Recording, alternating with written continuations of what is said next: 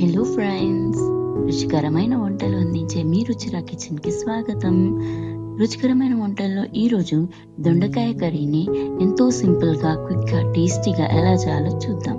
దానికంటే ముందు మీరు కనుక మా ఛానల్ని ఫస్ట్ టైం చూస్తున్నట్టయితే please like, share and subscribe.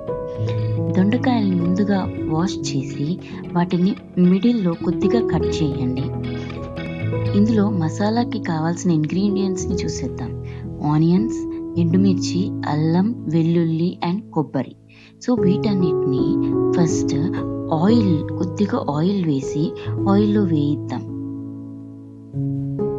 Onions కొంచెం గోల్డెన్ బ్రౌన్ కలర్ వచ్చే వరకు వేయిద్దాం. సో ఇవన్నీ వేగిపోయాక ఈ కంటెంట్స్ని ఒక ప్లేట్లో ట్రాన్స్ఫర్ చేసి వాటిని కూల్ అయ్యే వరకు వెయిట్ చేద్దాం. అది కూల్ అయ్యేలోపు అదే కడాయిలో దొండకాయలను వేయిద్దాం.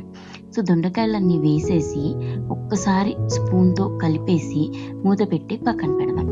దొండకాయలు వేగేలోపు మసాలా రెడీ చేసుకుందాం.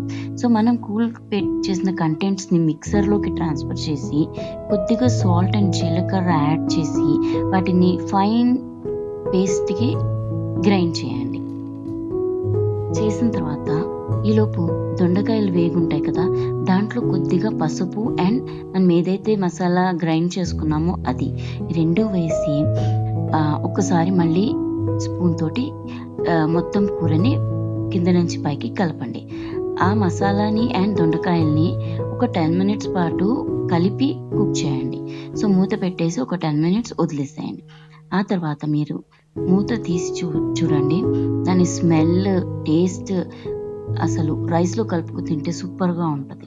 మీకు కనుక కర్రీ నచ్చినట్టయితే ప్లీజ్ లైక్ చేయండి. Thank you.